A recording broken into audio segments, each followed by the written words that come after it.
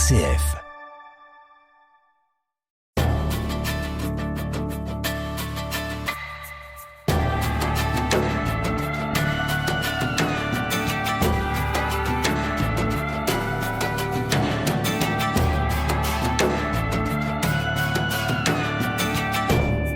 Julien Darmon, je suis très heureux que vous ayez accepté de participer à ce projet que je porte depuis longtemps, de rencontrer des hommes et des femmes de différentes religions pour qu'ils nous parlent de la manière dont ils vivent leur foi et qu'ils nous aident peut-être à faire tomber quelques a priori ou stéréotypes que nous pouvons avoir sur les autres religions que la nôtre. Vous êtes juif, pratiquant, spécialiste des textes religieux hébraïques. Vous enseignez le Talmud, le Midrash et la Kabbale. Vous êtes l'auteur de nombreuses vidéos sur YouTube, ainsi que l'auteur de livres chez Albin Michel, comme L'Esprit de la Kabbale ou La langue divine, 22 bonnes raisons de s'initier à l'hébreu. Vous êtes également marié, père de 4 enfants. Alors Julien Darmon, si je vous demande tout de go, qu'est-ce que c'est qu'être juif pour vous? Vous me répondez quoi?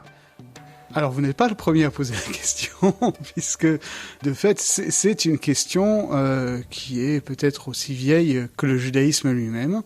Et alors, on en donne une définition, d'ailleurs, dans le Talmud, à propos de l'histoire de la reine Esther, où on parle de son cousin Mardoché, où on dit « Ish Yehudi », un Yehudi, un juif. Et le Talmud demande « mais ?»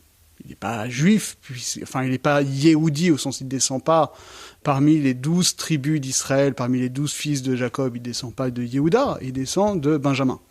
Donc comment est-ce qu'on peut dire qu'il est Yehudi? Et là on dit toute personne qui renie l'idolâtrie est appelée Yehudi, est appelée juif. Donc ça c'est la définition.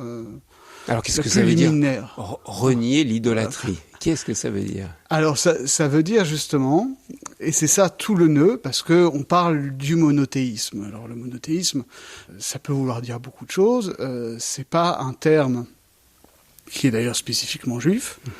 On dit que l'islam est monothéiste, alors, le christianisme est monothéiste. De fait, dans l'histoire juive, il va y avoir des discussions pour savoir si les chrétiens et les musulmans reconnaissent le même Dieu que les juifs et d'une manière juste ou non. Mais ça ne nous éclaire pas encore sur qui est le Dieu des juifs, qui demande donc un culte exclusif et pourquoi. Ça, c'est la grande question. Et de fait, ces questions-là, elles se sont beaucoup élaborées justement dans la confrontation avec les autres religions. C'est souvent quand on est confronté à une altérité qui nous ressemble qu'on est obligé de se définir un peu plus clairement. Parce que bon, si un juif rencontre un chinois qui pratique la religion des ancêtres par exemple, bon, les choses sont assez simples, il y a pas grand-chose en commun, on sait qui est qui, et voilà. C'est au fil de l'histoire où les juifs ont dû, dans leur débat avec les chrétiens et les musulmans, se définir plus précisément, qu'ils ont été amenés à adopter certaines définitions, par exemple à adopter la définition stricte du monothéisme islamique telle qu'elle s'est élaborée chez les penseurs islamiques eux-mêmes au filtre de la philosophie grecque, c'est-à-dire de poser que, en fait ça date déjà bien avant de la rencontre avec les Grecs, avant même la naissance du christianisme. Quand les Grecs sont arrivés avec d'un côté tout leur bagage philosophique et de l'autre côté avec tout leur foisonnement polythéiste. Ce sont les Grecs eux-mêmes, notamment chez Théophraste, élève d'Aristote, qui a dit, voilà, les Juifs sont un peuple de philosophes nés parce que nous, Grecs, nous sommes philosophiquement monothéistes au sens où nous reconnaissons un principe unique à la racine de l'être, mais par ailleurs, nous sommes rituellement polythéistes, et les Juifs sont à la fois rituellement et philosophiquement monothéiste. Alors je vous ai posé cette question, Julien Darmon, qu'est-ce que c'est qu'être juif? Parce que à ce micro, j'ai rencontré des juifs qui m'ont dit « je ne crois pas en Dieu, mais je suis juif ». C'est recevable pour vous, cette formulation-là? Et comment vous la comprenez? Alors, il y a une histoire, vous savez que chez les Juifs, on aime beaucoup raconter des choses par histoire et par parabole. Il y a une histoire comme ça de 2 rabbins chassidiques qui discutent de théologie toute la nuit et qui en viennent à la conclusion que Dieu n'existe pas. Et le lendemain matin, l'un des deux dit « Ah, c'est l'heure de faire la prière du matin ». Il fait « Mais on a discuté toute la nuit, on a prouvé que Dieu n'existe pas ». Et l'autre lui répond « Mais je vois pas le rapport, en fait. Et ça, c'est une idée très profonde. C'est-à-dire qu'il y a la notion même d'existence, la notion même de est-ce que Dieu, justement, en tant qu'infini, au-delà de toute détermination, de toute saisie intellectuelle, au-delà de la différence entre être et non-être, est-ce qu'on peut dire qu'il existe ou pas? Ça, c'est une question qu'on peut avoir. Par ailleurs, et là, c'est peut-être la définition la plus précise ou la plus adéquate du judaïsme, être juif, c'est s'inscrire dans la continuité historique d'un peuple qui a connu l'expérience non pas de Dieu, mais de la révélation divine, c'est-à-dire de quelque chose de divin qui se manifeste comme parole et qui nous oblige. C'est pour ça que vous faites énormément mémoire d'eux et vous transmettez à vos enfants tout en à permanence. Fait. Parce que le premier des 10 commandements n'est pas, comme on y aurait pu le croire si on était d'un point de vue métaphysique, ontothéologique, pour dire un gros mot, Heidegger. Il n'y a pas trop de gros mots, s'il vous plaît. Je suis Dieu qui a créé le monde, etc. Mais c'est « Je suis l'Éternel ton Dieu qui t'a fait sortir d'Égypte ». C'est le premier commandement. C'est le premier des 10 passage commandements, du décalogue. Voilà, la première parole adressée par Dieu au Sinaï à l'ensemble des descendants de Jacob, des enfants d'Israël. Et pourquoi ? Parce que c'est ce fait-là, cette liberté qui nous a été donnée, et ce cadeau de la révélation qui nous a été fait, qui nous oblige et qui nous oblige à la transmission. Comme le dit un commentaire classique, au moment de donner donc cette Torah, cette révélation aux enfants d'Israël, Dieu a dit, mais la Torah, c'est-à-dire ma parole, celle par laquelle j'ai créé le monde, celle par laquelle j'organise toute l'existence, aussi bien physique que morale, c'est mon bien le plus précieux, je vais la donner aux enfants d'Israël, qu'est-ce que j'ai comme garantie ? Alors ils ont dit, notre garantie, c'est le fait qu'on descend d'Abraham, d'Isaac et de Jacob, qui étaient les destinataires de la promesse et qui étaient quand même des gens parfaitement justes. Donc voilà, nos parents sont nos garants. Et Dieu a dit, c'est pas suffisant. C'est pas suffisant. C'est pas parce que vos parents, vos grands-parents étaient des gens très bien que vous êtes sûr d'être des gens très bien. Et à ce moment-là, les enfants d'Israël ont dit, nos enfants seront nos garants. Nous nous engageons à transmettre cela à nos enfants. Et parce que nous avons cette obligation envers les générations futures, alors nous, en retour, on se sent obligé. Et on sait très bien que c'est comme ça que fonctionne l'éducation. On ne peut transmettre quelque chose que si on l'incarne soi-même. Sinon, les enfants savent très bien faire la différence entre ce qu'on prêche et ce qu'on fait. Visage, Thierry Lyonnais. Julien Darmon, aidez-nous à comprendre une chose qui est très difficile à comprendre pour des non-juifs, et peut-être même pour des juifs, vous allez nous le dire, c'est cette notion du peuple élu. En quoi, vous, juifs, avez-vous été élus par Dieu ? Vous pouvez nous expliquer cette notion d'élection ? Alors, qui a été la cause de beaucoup de malentendus et beaucoup de persécutions, de terribles persécutions au cours des siècles. Alors, c'est effectivement une notion qui est très difficile à comprendre. Mais comment vous la comprenez-vous ? Qui en même temps, d'ailleurs, ne fait pas l'objet d'énormément d'élaboration dans la pensée juive classique elle-même. Peut-être parce que c'est une évidence, en fait, que peuple élu, ça veut dire que parmi toutes les nations, Dieu a choisi, élu c'est ça, a choisi un peuple pour être le porteur justement de cette révélation de la Torah et surtout des obligations qui en découlent. Et l'accent est mis sur cette responsabilité-là. Mais dans quel but ? De mettre ce petit peuple à part ? Non, le but est d'être, comme c'est dit dans la Torah elle-même, d'être un peuple de prêtres et une nation sainte, et d'être une lumière pour les nations. Donc ça veut dire que il s'agit d'incarner une exemplarité, mais certains maîtres juifs, avec beaucoup d'humour et beaucoup d'autodérision, disent Dieu a précisément choisi le peuple le plus dur, le plus rétif, le plus difficile à déformer, pour montrer sa toute-puissance, qu'en disant même avec cela, vous allez voir ce que je vais réussir à en faire. Bon, ça prend du temps, on essaye d'avancer. Et comment vous le vivez, vous, cette notion-là ? Vous vous sentez porteur d'une responsabilité ? Oui, bien sûr, ça c'est absolument essentiel. C'est-à-dire que Un des grands philosophes juifs du XXe siècle, Léo Strauss, a donné un jour une conférence comme ça. C'était un universitaire, mais il donnait aussi des conférences dans un cadre communautaire. Et il disait, on lui posait la question, pourquoi nous restons juifs? Il disait, de toute façon, on reste juif parce que même si on choisit de plus être juif, on ne nous laissera pas le choix. De toute façon, on est en quelque sorte. Donc en fait, on est N-A-I-T juif, et donc implicitement et forcément, on est N''EST juif.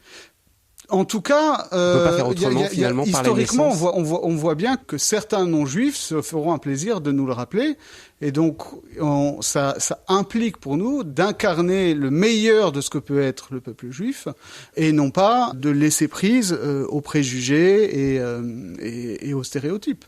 Mais oui, c'est une exigence d'exemplarité. Mais quand on naît dans une famille juive et qu'on ne veut pas pratiquer cette religion, on continue à être juif malgré tout?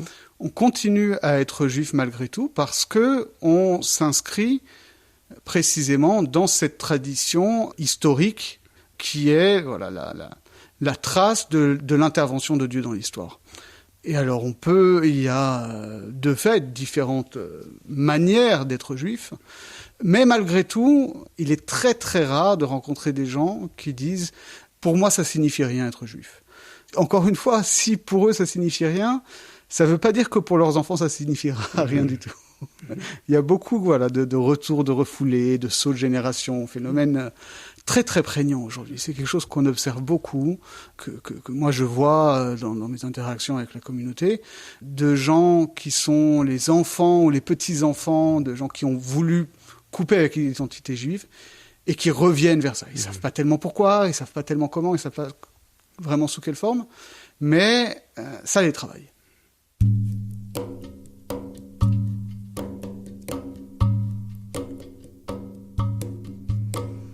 אל גינת אגוז ירדתי לראות באיבי הנחל לראות הפרחה גפן הן נצאו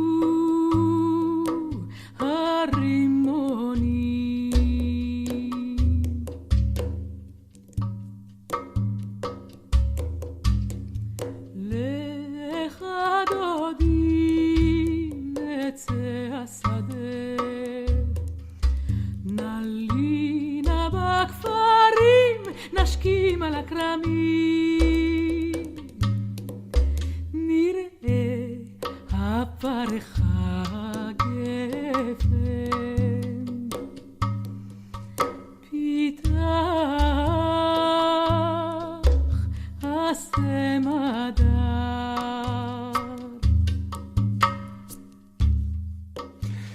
Julien Darmon, j'aimerais qu'on s'arrête maintenant sur ces commandements, ce qu'on appelle les commandements. D'ailleurs, vous avez très vite parlé du premier des commandements, donc ce fameux décalogue, les 10 commandements dans la tradition juive. Est-ce qu'on peut dire que c'est le fondement du judaïsme? Comme on dit dans l'islam qu'il y a les 5 piliers de l'islam, est-ce qu'on pourrait dire que dans le judaïsme, il y a les 10 commandements qui sont la structure centrale du judaïsme? Alors je vais vous dire un grand secret, il n'y a pas 10 commandements, il y en a 613.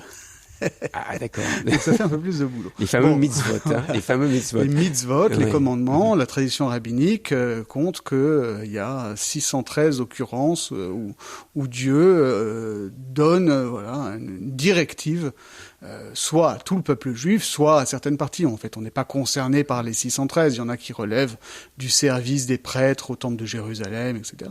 Mais malgré tout, ça structure la vie. Alors, fondement, j'aurais plutôt tendance à parler de fondation. C'est-à-dire comme dans une maison, il y a des fondations. Les fondations de la vie juive, c'est ce respect des commandements. Et on parle de commandements... Et tout de suite, les 613, c'est pas d'abord les 10 que Moïse a donnés au peuple d'Israël? Non, parce qu'en fait, ces 10-là sont plutôt des catégories générales Et il y a toute une littérature qui s'intéresse à savoir comment on déduit les 613 des 10. Mais en pratique, ces 10-là n'ont pas de préséance particulière. Et d'ailleurs, on le voit bien au quotidien. Alors oui, c'est très important de ne pas commettre d'assassinat, mais pour la plupart des gens, au quotidien, ce qui va plus marquer la vie, c'est l'obligation de prier, c'est les interdits alimentaires, c'est... Qu'on ne trouve pas dans les 10 commandements. Qu'on ne trouve pas dans les 10 commandements. Mais alors, ces 613 commandements-là, ces mitzvot, sont extraits d'où ? De quel texte ? Ils sont extraits du texte qui est absolument au-dessus de tous les autres dans la littérature hébraïque. C'est le Pentateuque ou la Torah, c'est-à-dire les 5 livres de Moïse, c'est-à-dire le texte qui commence avec la création du monde et qui finit à la mort de Moïse. C'est le seul texte qui est source de loi. Les autres sont des textes prophétiques, des textes inspirés, des textes de sagesse, des textes d'interprétation, qui forment le corpus biblique et le corpus post-biblique, mais vraiment le cœur, c'est les 5 livres de Moïse. Donc le Pentateuque, qu'on appelle le Pentateuque dans la tradition chrétienne, que les chrétiens ont dans la Bible. Voilà, la Bible commence par ces 5 livres-là. D'accord. Et donc les 613 commandements, les mitzvot, sont là contenus dans ce Pentateuque. Voilà. C'est la seule source, au point que quand on voit des choses qui ont l'air d'être dans les livres des prophètes et qui ne sont pas dans le Pentateuque, la littérature rabbinique va essayer d'en retrouver des traces allusives dans le Pentateuque. Alors, Julien Darmon, avant de parler de ces 613 mitzvot, j'aimerais qu'on parle d'abord du premier. Vous l'avez cité, le premier commandement, c'est « Je suis l'Éternel ton Dieu qui t'ai fait sortir d'Égypte, de la maison de servitude ». Alors, je dis l'Éternel ton Dieu, je le mets entre guillemets, je suis prudent parce que je ne sais pas quel est le mot que vous utilisez pour dire Dieu dans le judaïsme. Il n'y a pas de mot qui veut dire Dieu dans le judaïsme, en fait. En fait, vous avez dit, je crois que vous pouvez pas le prononcer, le nom de Dieu. Mais, oui, parce que ce n'est pas il y a un nom propre de Dieu. Qu'on appelle dans la tradition chrétienne et juive le tétragramme, parce qu'il s'écrit avec 4 lettres en hébreu, Yud, He, suivi d'un Vav et d'un He. C'est ce qui est écrit dans la Torah, mais vous ne le prononcez pas. On ne le prononce pas, on ne sait pas comment il faut le prononcer, et c'est ce qu'on va appeler plutôt le nom ineffable, qu'on va remplacer dans la lecture par Adonai, c'est-à-dire mon Seigneur, mais qui est formé... Excusez-moi, je vous arrête. Quand un juif lit la Torah, quand il arrive devant ce mot du tétragramme, qui revient souvent dans la Torah, il ne le prononce pas et il dit Adonai à la place. Exactement. Qui veut dire mon Seigneur. Voilà.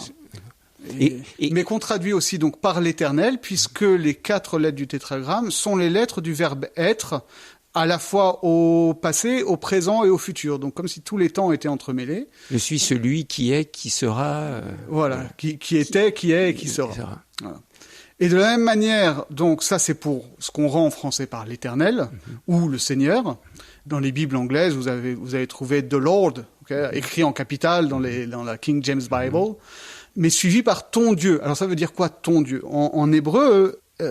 Elohecha, ton Dieu, Elohim ou Eloah, si on prend le mot sans l'adjectif possessif, ça ne veut pas forcément dire Dieu, parce que aussi bien Dieu, c'est quand même une notion assez complexe, et en réalité, cette racine de El, ça renvoie à des puissances, à des pouvoirs. Donc, ton Dieu, ça veut dire en réalité celui qui a un pouvoir juridique sur toi. Ça veut pouvoir dire juge, par exemple, aussi.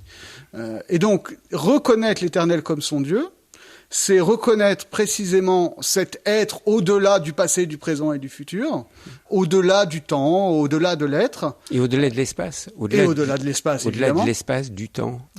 Donc cet être qui est absolument transcendant, on l'accepte comme notre Eloah, c'est-à-dire comme celui qui va régir notre vie. C'est ça le fondement de la chose. Et alors, vous, Julien Darmon, parce que je vous avais averti, on ne fait pas une émission uniquement intellectuelle, mais je vais vous demander de nous parler personnellement. Vous pouvez avoir une relation personnelle avec ce Dieu inconnaissable. Quand vous priez, vous vous adressez à lui dans une relation personnelle, ou c'est surtout une prière communautaire que vous avez ? Alors, Évidemment, c'est très difficile, c'est la chose la plus difficile. Quelqu'un qui viendrait de me dire oui, moi j'ai aucun problème à avoir une relation à Dieu, je l'envierais, mais je pense que j'aurais quelques doutes aussi. Surtout à notre époque où ces choses-là sont pas évidentes, où ça demande énormément de travail. Et si c'est le fondement de tous les autres commandements que d'entretenir une relation personnelle à Dieu, ça peut pas être facile. C'est vraiment un travail de toute une vie. Mais dans le judaïsme, on a une relation personnelle avec Dieu, ou c'est surtout une relation communautaire? C'est ça que je voudrais comprendre. Il y a les deux aspects, mais de fait, quand on fait la prière à la synagogue, donc il y a plusieurs phases dans la prière. Il y a en gros 4 phases. Il y a une phase préparatoire qui est une mise en condition. Ensuite, il y a des psaumes qui sont là pour éveiller les émotions. Ensuite, il y a la récitation de la profession de foi de Shema Israël, écoute Israël, l'Éternel est notre Dieu, l'Éternel est un, qui est plus une réflexion théologique. Ça, c'est votre acte de foi. Voilà. Votre credo, en fait. Notre credo, exactement. Et ensuite, l'essentiel de la prière, c'est ce qu'on appelle la Hamida, parce qu'on se tient debout et on parle à Dieu. Alors, selon un texte qui est codifié, mais qui demande de l'introspection, qui demande qu'on y mette du contenu, que tout ce qu'on a préparé émotionnellement, intellectuellement avant, on l'investisse dans une relation de face à face. Et cette prière-là, on l'a fait 2 fois. On l'a fait d'abord en silence, et ensuite, elle est répétée à haute voix par l'officiant. Parce que justement, il y a les 2 aspects. Il y a l'aspect de la relation personnelle de chaque individu à Dieu. Et ensuite, il y a le silence, alors. Dans le silence. Et l'aspect communautaire, où la communauté rend un culte à Dieu. Et ça renvoie au double aspect de la prière juive qui a été instituée. Et quand la tradition rabbinique discute de savoir d'où ça vient, cette obligation de la prière, elle donne 2 paradigmes. Elle dit, d'une part, c'est les patriarches qui l'ont institué. Chaque patriarche a institué une prière. Abraham a institué la prière du matin, Isaac a institué la prière de l'après-midi, Jacob a institué la prière du soir. Et d'autre part, ça correspond au culte au temple de Jérusalem, au sacrifice du matin et au sacrifice de l'après-midi. Donc il y a ces 2 aspects. Il y a l'aspect individuel inspiré des patriarches et l'aspect collectif inspiré du culte du temple. Mais vos prières sont codifiées, comme vous le disiez tout à l'heure, c'est-à-dire que les paroles vous sont données, donc vous respectez et vous récitez des paroles qui vous ont été transmises. Est-ce qu'il y a une dimension, je dirais, de prière spontanée, personnelle, forme de cœur à cœur, qu'on trouve dans certaines traditions religieuses? Alors, elle existe, mais justement, on va essayer de l'insérer dans cette prière codifiée. C'est-à-dire, si on a codifié la prière il y a longtemps, parce que c'est quelque chose qui date de... En gros, ça se constitue pour l'essentiel entre le IIIe siècle avant l'ère chrétienne et le IIIe siècle après. Si on a ressenti le besoin de codifier ça, c'est précisément parce que les gens avaient du mal à s'acquitter de leur obligation de prier en étant complètement spontanés. Donc on leur a mis des rails. Mais après, sur les rails, il faut mettre un train. Et ça n'empêche pas que dans ce cadre-là, qui est bien codifié, qui permet de se repérer, on puisse insérer des demandes personnelles, de déverser son cœur, d'avoir des méditations, etc.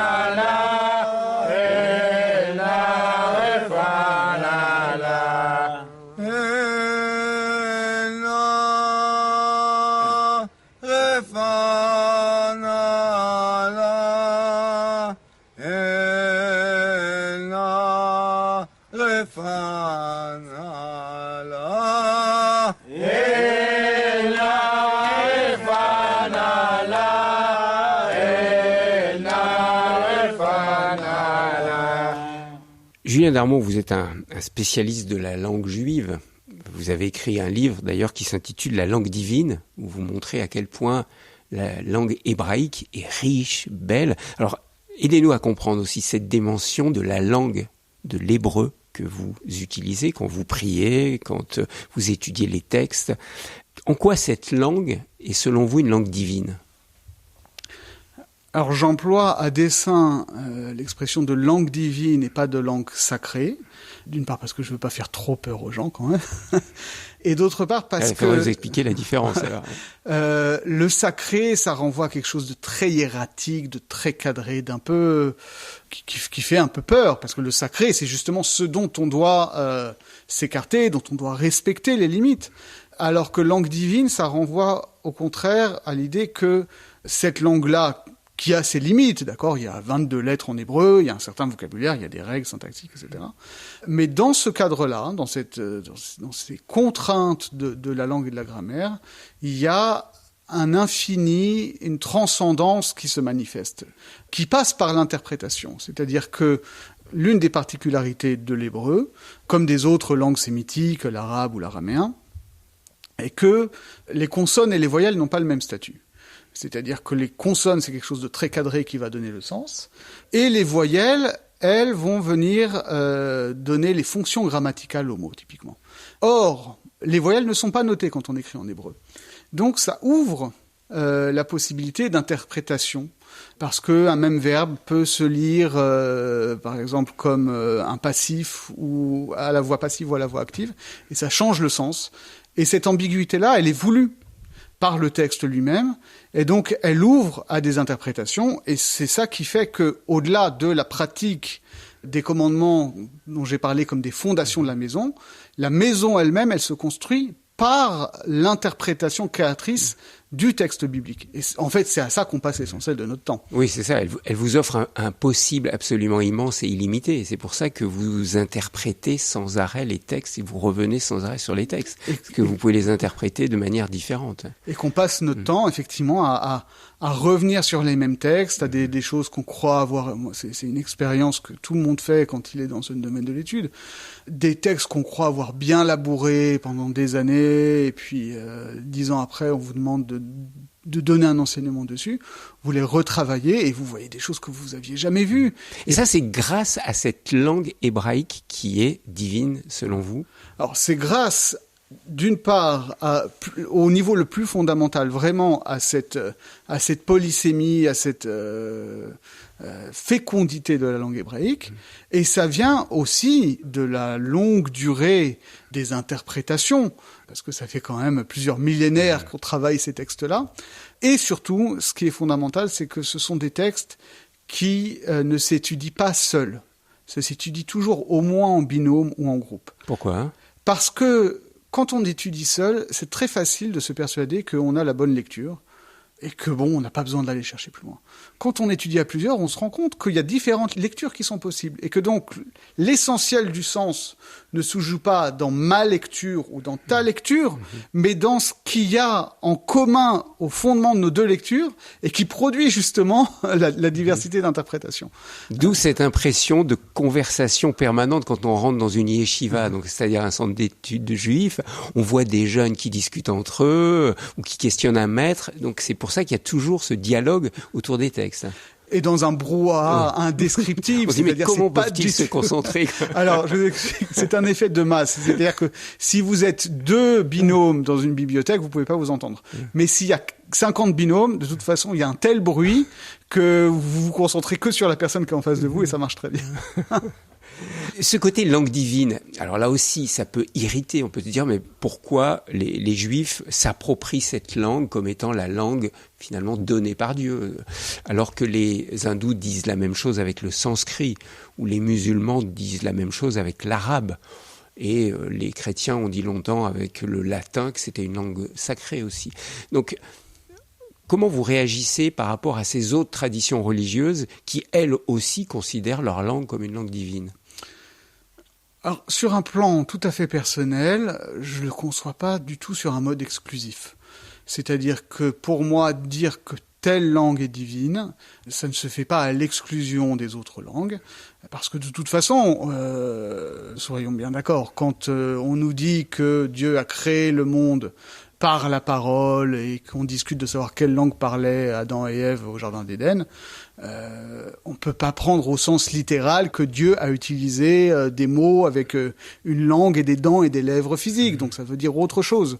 Ce que ça veut dire fondamentalement, pour moi, pour le dire rapidement, c'est une relation de confiance et d'abandon confiant.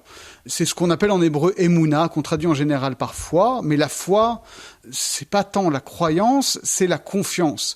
C'est le fait de poser comme hypothèse que oui, il y a une infinité de sens qui m'attend là-dedans, dans ces textes-là, dans cette langue-là. Et d'accepter de se mettre humblement à l'école de ce discours-là. Et si on le fait, on découvre vraiment des choses incroyables. On peut tout à fait le faire dans un autre contexte confessionnel. Moi, j'ai absolument aucun problème avec ça. Et au contraire, on peut avoir un dialogue très fécond avec des musulmans, avec des hindous, sur cette approche de ce que Henri Corbin appelait le phénomène du livre saint.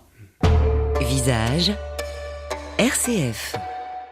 Alors Julien Darmon, on l'a évoqué rapidement tout à l'heure, mais j'ai envie d'y revenir. Ce sont ces fameux commandements, ces 613 commandements, là, ces mitzvot, vus de l'extérieur pour un non-juif. Quand il découvre, par exemple, le mode de vie d'une famille juive pratiquant, avec ses différents plats, avec toutes ses règles alimentaires, vestimentaires, il a un peu de mal à comprendre et se dire mais pourquoi Dieu impose ça à un juif? Alors je suis content de vous avoir en face de moi, vous pratiquez ces 613 commandements.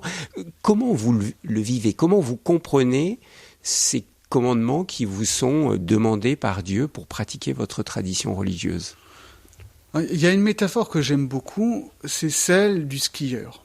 Imaginez quelqu'un qui n'a jamais fait de ski, qui ne sait pas ce que c'est que le ski, qui un jour débarque à la montagne et voit des types harnachés comme ça, avec des combinaisons, des lunettes, un bonnet, des gants, des bâtons, des skis, un pass et tout, et qui voit monter dans les télésièges, et il se dit, mais pourquoi ils montent sur la montagne avec tout ce barda? Ce serait quand même beaucoup plus simple d'y aller en tenue de ville. Mais non, nous on sait en tant que skieur que si on veut faire du ski, il vaut mieux être bien équipé. Donc là c'est pareil, c'est-à-dire que tout ce qui nous apparaît comme contrainte de l'extérieur, ah oui, alors on peut pas manger ceci, et puis le samedi on peut pas faire ce qu'on veut, et puis il y a je sais pas combien de jours de fête dans l'année, où on peut pas partir en vacances parce que... c'est beaucoup de contraintes quand même. Oui, mais une fois qu'on est dedans, ça nous met dans le bain et ça nous permet il faut les prendre comme des outils. Pas comme des fins en soi, mais comme des outils pour développer une vie spirituelle. De la même manière que dans le christianisme, quelqu'un qui adopte un mode de vie religieux, que ce soit dans la prêtrise ou dans l'engagement monastique, il s'astreint à un certain nombre de règles supplémentaires. Mais c'est qui va précisément enrichir sa vie spirituelle. Oui, mais vous, justement, dans la tradition juive, ce sont tous les hommes et toutes les femmes qui doivent respecter ces 613 commandements. C'est pas réservé aux rabbins, par exemple. Donc non, parce que chaque homme, chaque femme doit pratiquer cela. Il y avait, dans l'Antiquité, à l'époque du Temple de Jérusalem, où les prêtres du Temple avaient des obligations supplémentaires, mais sinon, dans la mesure où il y a cette idée que toute la nation a une vocation à la sainteté, à la sanctification, ça concerne effectivement tout le monde. Comme le Pentateuque le dit, dans le livre du Lévitique, il dit « Soyez saints, car je suis saint ». Donc il y a un engagement à la sainteté. Mais encore une fois, je le dis, vu de l'extérieur, on a l'impression que c'est une religion qui est très codifiée, une religion de la loi, une religion des interdits.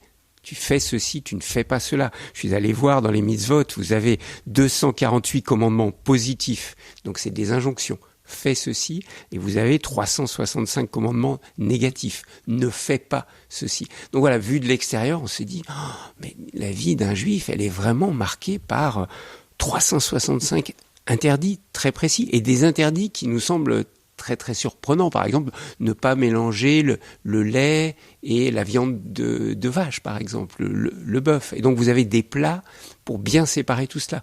Donc vu de l'extérieur, on comprend pas, on se dit mais à quoi ça sert? Quel est le lien entre Dieu, cet Adonai au-delà de tout dont on parlait tout à l'heure, et ces règles-là, par exemple? Parce que, justement, tout ça, ce sont les fondations de la maison. Donc, il faut que ce soit fait selon des règles précises. Mais, malheureusement, c'est une tendance qu'on observe beaucoup dans certains milieux juifs, comme on peut l'observer dans certains milieux musulmans ou chrétiens. Il y a des gens qui prennent ces éléments-là pour une fin en soi. C'est pas une fin en soi. C'est-à-dire de la même manière que un Iroquois qui, au XVIIe siècle, découvrait la civilisation française, c'était mais vous avez tous ces codes de loi avec toutes ces injonctions, tous ces articles, c'est extrêmement contraignant. Mais nous, en tant que Français, on vit comme ça dans une vie qui est réglée par le code civil, le code pénal, le code de la route, et on se dit oh là là, quelle contrainte, faut s'arrêter au feu rouge, faut laisser passer les piétons, faut mettre sa ceinture. À une époque où on a beaucoup râlé quand il s'agit de mettre la ceinture, aujourd'hui on est habitué et ça paraît normal. Là aussi, ça paraît normal, mais c'est quelque chose qui est complètement intégré. Et surtout, il faut aller au-delà de ça. Ça, c'est la base, mais il faut construire une vie spirituelle. Et ça vous aide dans votre foi et dans votre relation à Dieu? Alors, pour prendre l'exemple des lois alimentaires, parce que c'est un des traits saillants, et la tradition juive elle-même reconnaît que ce sont des lois dont on a beaucoup de mal à voir la justification. Ça fait partie de ce qu'on appelle les chukim, c'est-à-dire les décrets divins. Par exemple, ne pas manger de poisson sans écailles. Voilà, pas manger de poisson sans écailles, ne pas manger d'animaux qui n'ont pas ni d'escargots, ni d'huîtres, ni de grenouilles, ni d'animaux qui ne ruminent pas et n'ont pas le sabot fendu. Mais plus profondément, alors on peut se contenter d'avoir une lecture comme ça, très contraignante, ou alors purement identitaire, je mange comme ça parce que je suis juif.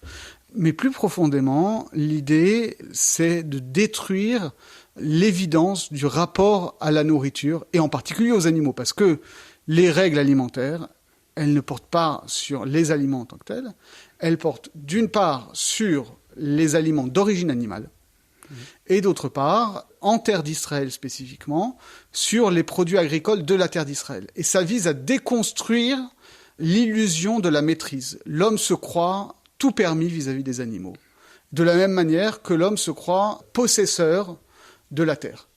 Et ces commandements-là viennent nous dire, non, au quotidien, tu vas apprendre que, oui, tu as le droit de manger de la viande, de boire du lait, des œufs, etc. Mais il y a des règles. On ne fait pas n'importe quoi avec les animaux. Et de la même manière avec la terre, et là, le Pentateuque est rempli d'injonctions en disant, la terre, elle ne t'appartient pas. Elle appartient à Dieu. Il te l'a confiée, à condition que tu te comportes bien, à condition que tu comprennes que les fruits de la terre te sont offerts par Dieu et que tu dois être reconnaissant pour ça, que c'est pas quelque chose qui vient de toi, et que la terre, de la même manière que toi tu te reposes tous les 7 jours, la terre doit se reposer tous les 7 ans, pour apprendre à se dessaisir de cette illusion de toute puissance de l'homme. Et ça, Julien Darmon, ce que vous venez de nous dire là, c'est pas une relecture écologique dans l'ère du temps actuel. Parce que vous le savez, beaucoup d'écologistes aujourd'hui disent mais le malheur que nous vivons aujourd'hui, c'est à cause notamment de la Bible et de cet don de la terre aux hommes et aux femmes pour quelle est l'expression exacte que vous avez dans la Torah? Pour la conquête, qu'il la domine. Qu'il la domine, voilà, qu'il domine la terre. Ouais. Alors, c'est vrai qu'on a l'air de trouver cette injonction-là au moment du récit de la Genèse, du Jardin d'Éden, où Dieu dit à Adam et Ève, croissez, multipliez-vous et remplissez la terre et dominez-la, et je vous ai donné les animaux et vous les dominerez. Mais dans le même temps, dans les mêmes versets où Dieu dit je vous donne domination sur les animaux, si on regarde bien, dans le texte, Adam et Ève n'ont pas le droit de manger les animaux. Adam et Ève sont strictement végétariens. Et l'injonction première qui leur est donnée, avant ça, il est dit que Dieu place Adam et Ève dans le Jardin d'Éden. Ils ne sont pas nés dans le Jardin d'Éden, on les place dans le Jardin d'Éden pour travailler le jardin et pour le protéger et pour le garder. Et cette obligation-là, de travailler et de protéger le Jardin d'Éden, c'est quelque chose qui est au fondement, la tradition rabbinique dit ces 2 commandements-là sont la source de tous les commandements positifs et de tous les commandements négatifs de la Torah.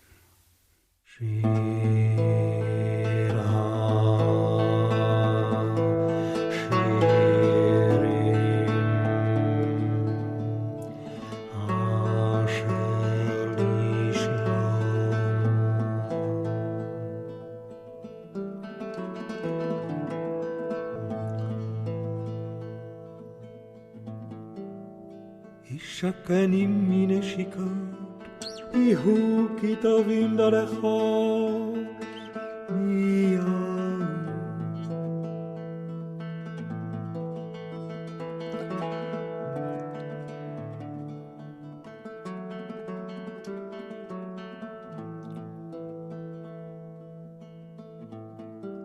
לריח שמנך טובים שמן תורק שמך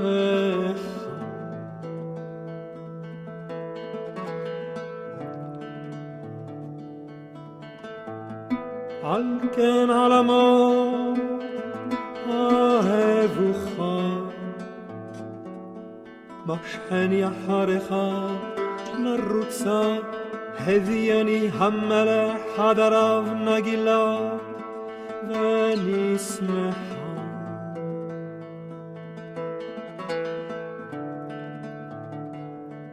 בך נזכיר ארוך מיין בשרים אהבוך. Julien Darmon, il nous faudrait des heures pour s'arrêter sur la Genèse. Moi, je rêverais un jour de prendre la Genèse, le texte de la Genèse. Alors, avec vous. j'ai fait, si ça intéresse les gens, j'ai fait une série de cours pendant 2 ans. On a fait toute la Genèse. On peut le trouver sur Internet. Non, pas toute la Genèse. Toute la première péricope de la Genèse, de la création du monde jusqu'à Noé. Julien Darmon, Bereshit sur YouTube, ou Julien Darmon YouTube, vous tomberez, il y a, je sais pas, 70 heures, comme ça, sur les 4 premiers chapitres. Alors justement, ce rapport à la Torah, j'aimerais que vous nous en disiez un mot personnellement. Quel rapport vous avez avec ce texte-là que vous lisez, relisez depuis votre enfance, depuis votre bar mitzvah ou peut-être même avant? Alors même avant, puisque moi mes enfants sont en école juive, c'est quelque chose avec lequel ils sont en contact. Et vous depuis étiez la crèche, pareil, quoi. vous étiez en contact. Alors moi j'étais pas né dedans, mais bon j'ai essayé de rattraper un peu mon retard aussi. Mais c'est fascinant d'étudier ça. Alors quel avec rapport ses vous enfants. avez, vous, juif, avec cette Bible?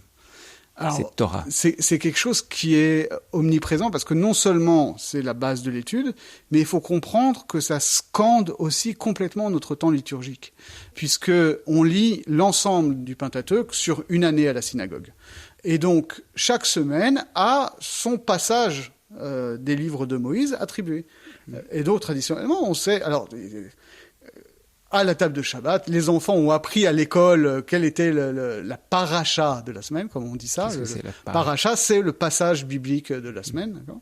Et donc le grand jeu avec les enfants, parce que mes enfants sont jeunes encore, ils sont tous en Vous avez 4 enfants. 4 enfants, la dernière elle est encore en maternelle. Entre 11 et 5. Et donc le grand jeu, c'est la paracha de cette semaine. Elle s'appelle Bamidbar pour celle qui est de cette semaine. Et alors, qu'est-ce que ça raconte? Et alors, on fait raconter aux enfants les récits. Alors, il y a cet aspect-là des récits bibliques, des lois qu'on apprend des récits bibliques, etc. Et puis après, en fait, ça informe toute la vie familiale déjà, parce qu'on discute avec des enfants, mais alors, qu'est-ce que ça veut dire? Et puis, les enfants sont formidables parce qu'ils posent toujours des questions, ils posent des questions de fou. Mais alors, et comment est-ce que Dieu est apparu? Et est-ce que Dieu a une forme? Et moi, je m'imagine Dieu comme une flamme sur un trône. Mais alors, qu'est-ce que ça veut dire que Dieu, il est au-delà du temps? Alors c'est formidable, parce que nous, ça nous oblige à nous creuser la tête, à ne pas revenir sur des questions toutes simples. Et ça, c'est quelque chose sur lequel il faut toujours revenir. Je pense que justement, quand on dit le peuple juif, il se définit comme les enfants d'Israël. Il faut retrouver cette âme d'enfant, d'émerveillement que rien n'est donné. Et même quand on parle des grands maîtres, les grands maîtres, on les appelle les Talmidei Chachamim, c'est-à-dire les disciples des sages. C'est-à-dire il y a toujours à apprendre. Et c'est ça vraiment, au-delà de la pratique des commandements, le fondement de la vie juive, c'est de dire il y a toujours des choses à apprendre. Tu peux relire tout le temps le même texte et tu trouveras tout le temps des choses nouvelles. Les grands maîtres, par exemple, il y a un grand rav qui est décédé récemment, il est très, très âgé, Rav Chaim Kanievski. Tous les ans, il étudiait tout le corpus juif de base. C'est-à-dire il étudiait tout le Talmud de Jérusalem, tout le Talmud de Babylone, tout le Midrash, tout le Zohar, etc. Il est mort à, je sais plus, 97 ans ou chose comme ça. Toute sa vie, il a refait le tour et toute sa vie, il a vu des nouvelles choses. Et si je vous entends bien, donc la Torah, elle est complètement dans votre vie quotidienne. C'est pas simplement un texte que vous lisez à des moments précis, mais elle pénètre votre vie quotidienne. Elle pénètre notre vie quotidienne parce que déjà, dès qu'on se lève, on a des formules rituelles à prononcer, de remercier Dieu. Tout de suite, dès que vous vous levez, avant de sortir du lit. Avant de sortir du lit, on remercie Dieu de nous avoir permis de vivre une nouvelle journée. C'est quand même formidable. Et ensuite, il y a toute une phase de rituel. On commence par la prière. Alors après, il faut aller travailler quand même. On est bien obligé de travailler. Mais idéalement, chaque temps qui n'est pas consacré à gagner sa croûte doit être consacré à la vie spirituelle. C'est-à-dire, la notion de loisir est très récente de toute façon dans notre civilisation occidentale. Traditionnellement, même les Juifs très simples en Pologne au XIXe siècle, dès qu'ils avaient un moment, ils récitaient des psaumes s'ils n'étaient pas capables d'étudier. Mais sinon, oui, il y a beaucoup de Juifs pratiquants. Alors en plus, maintenant, on a des smartphones où il y a tous les textes sur des applications. Donc on n'a plus aucune excuse. Quand on est dans le métro, on peut lire des choses, on peut étudier, se poser des questions, aller voir. Julien Darmon, en plus de l'étude du judaïsme, qui est votre propre tradition religieuse, je sais que vous êtes un homme qui s'intéressait beaucoup aux autres religions. Vous vous intéressez beaucoup à l'islam, vous avez participé notamment à l'élaboration de cette encyclopédie chez Albin Michel sur Jésus et l'après-Jésus. Donc vous êtes habitué au dialogue avec les autres religions. Comment vous vivez votre foi juive en résonance ou en relation avec ces autres religions? Parlons d'abord des monothéismes, judaïsme et christianisme et islam. C'est une question que les Juifs me posent beaucoup aussi, c'est-à-dire... Parce qu'elle n'est pas évidente, non? Elle n'est pas évidente, puis les gens me voient avec ma barbe, ma kippa, mon chapeau, alors ils se disent, voilà, c'est quelqu'un de très religieux, et puis tout d'un coup, je suis capable... Hier encore, je donnais un cours sur le Talmud, j'ai dit, vous voyez, il y a la même discussion dans l'Évangile, donc vous voyez que c'est pas une discussion nouvelle. Donc les gens parfois se disent... Pourquoi est-ce que tu perds ton temps, entre guillemets, à aller t'intéresser aux autres traditions religieuses, puisque de toute façon... tu as tout dans la tienne. Voilà, tu sais bien que tu as la vérité. Mais... Alors je dis, oui, c'est pas le problème. Par définition, si je pensais que le christianisme ou l'islam sont plus vrais que le judaïsme, je serais chrétien ou je serais musulman. Je reste juif parce que je suis persuadé que c'est la meilleure expression de cette vérité vers laquelle on essaye tous de tendre. Ceci posé... Si je me contente d'être assis et de dire « Ah, vraiment, nous, les Juifs, on est les meilleurs, on a raison, et les autres, ils connaissent rien du tout. » Mais que moi-même, je ne sais pas ce que disent les autres. En fait, ce que je dis est complètement vide de sens. Il faut bien que j'aille voir ce que disent les autres, ce que pensent les autres, ce que croient les autres, ce que pratiquent les autres, pour pouvoir faire une comparaison et dire « effectivement, chez moi, c'est mieux que chez les autres. » Et quand je fais ça, je me rends compte que à 95%, on pense la même chose, on croit la même chose, on pratique la même chose sous des formes différentes. Et ça, en réalité, les maîtres, au moins pour les trois traditions monothéistes qui ont été en contact tout au long des siècles, les maîtres de toute époque l'ont tous dit. C'est-à-dire, dernièrement, je travaillais sur un texte sur les lettres d'Héloïse et d'Abélard. Et Abélard dit, il est bien évident que tout ce que l'Église a dit, elle l'a emprunté à la synagogue. Et ça, c'est Abélard, donc ça veut dire que c'est à l'époque de la deuxième croisade, donc c'est 12e siècle. Alors c'est pas Vatican II. Mais on le sait et on le dit de plus en plus, Jésus était juif, et il a été juif de sa naissance jusqu'à sa mort. Par contre, ce qui fait une grande différence entre les chrétiens et les juifs, c'est que les chrétiens ont reconnu en Jésus le Messie attendu par les Juifs, et vous, Julien Darmon, j'ai en face de moi, vous attendez encore le Messie, et vous ne reconnaissez pas en Jésus-Christ le Messie. Comment on vit justement ce rapport à un Messie qui, pour certains, est arrivé, et pour vous, il est toujours à venir? Alors, précisément, le point de débat... il faut savoir que dans la tradition juive ancienne, on ne s'intéresse pas tellement à Jésus, au christianisme, etc., parce que quand s'élabore le Talmud, c'est-à-dire le grand corpus rabbinique de l'Antiquité tardive, le christianisme est une religion non juive parmi d'autres, d'inspiration juive, mais on ne s'intéresse pas plus que ça. Et là, on est entre le 2e, 3e et 5e, après la destruction du temple en 70, donc on est vers... Voilà, l'élaboration vers le 2e siècle, 3e voilà, entre siècle. le 1er et le 5e siècle. D'accord. Et ensuite, quand au fil des siècles on va s'y intéresser, paradoxalement, surtout dans les traditions mystiques, on va dire en fait le problème de Jésus, parce que forcément, vu toutes les persécutions que les Juifs ont endurées au nom de Jésus, Jésus est un problème pour les Juifs. C'est pas tant qu'il aurait pu ou ne pas pu, ou il aurait pu ne pas être le Messie, c'est qu'il avait un potentiel qui n'a pas été réalisé. C'est-à-dire le nœud de la discussion qu'on voit dans toutes les discussions médiévales, dans toutes les disputations à Barcelone, etc., c'est le fait que le Messie, dans la tradition juive, a un double aspect. Il y a un aspect, effectivement, on va dire, mystique, pas quasi divin, mais en tout cas de proximité particulière avec le divin, etc. Et il y a un aspect politique, c'est-à-dire que le Messie doit être à la fois une figure spirituelle et une figure de roi qui va délivrer les Juifs de l'oppression, à l'époque de l'occupant romain. Et ce que va dire Maïmonide dans son code, c'est-à-dire l'ironie tragique du christianisme et donc de Jésus, c'est que Jésus croyait qu'il allait venir délivrer les Juifs parce qu'il croyait qu'il était le Messie, et ça fait des siècles, Maïmonide écrit au XIe siècle, ça fait un millénaire qu'on persécute les Juifs au nom de Jésus.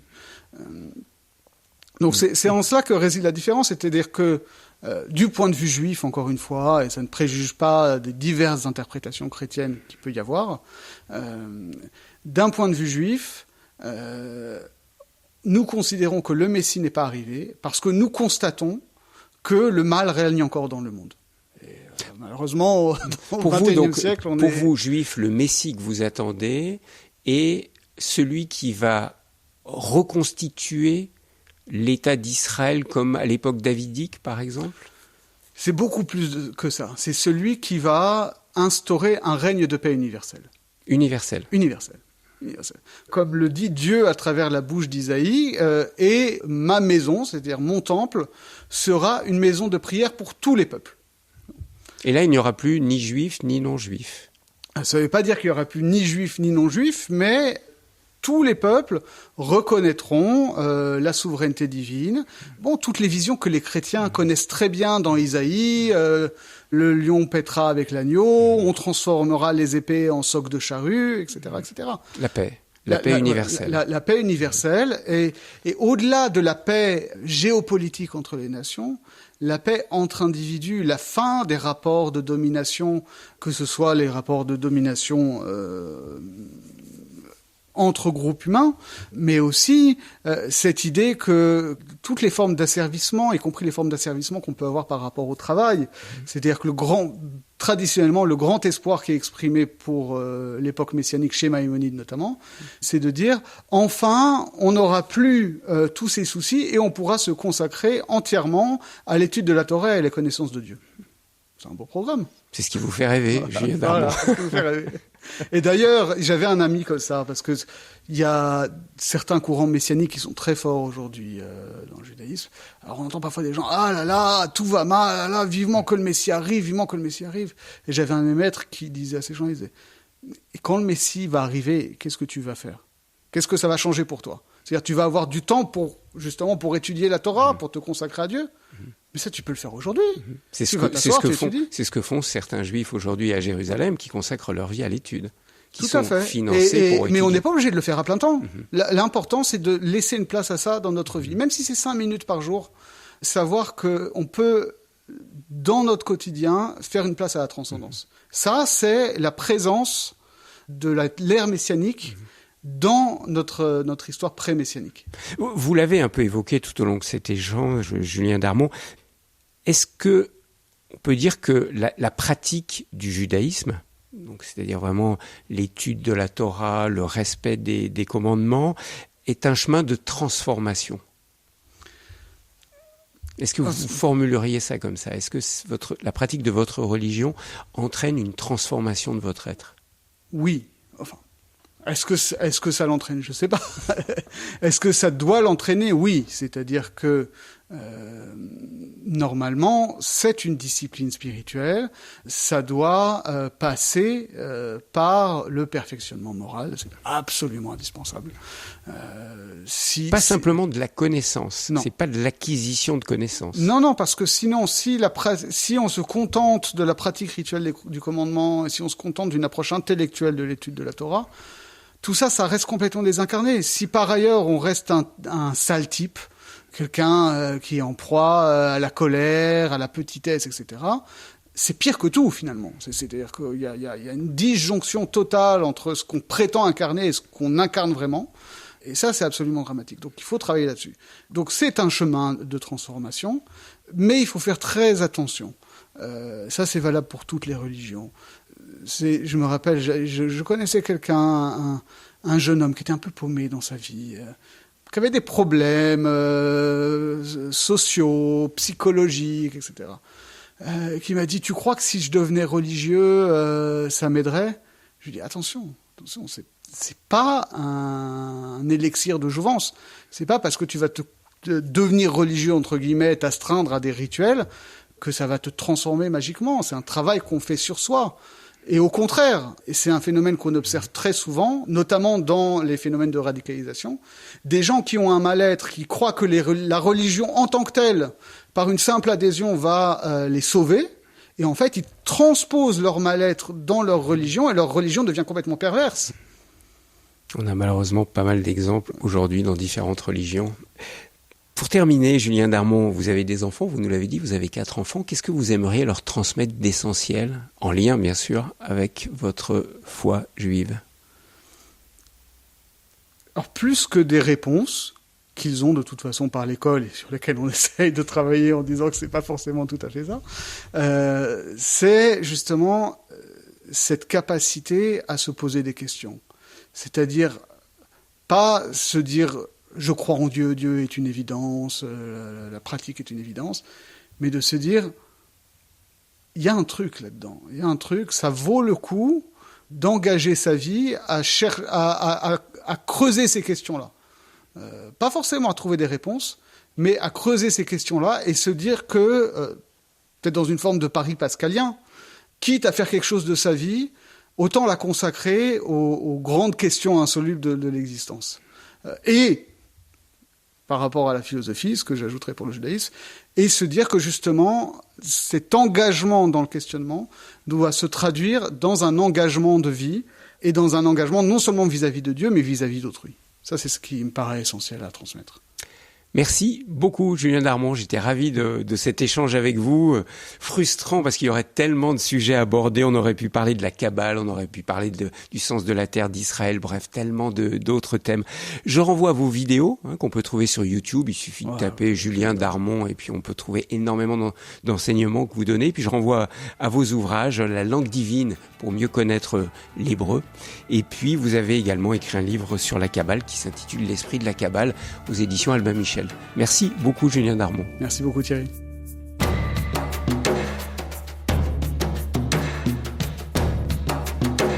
Visage, une émission proposée par Thierry Lyonnais, réalisation technique Philippe Faure.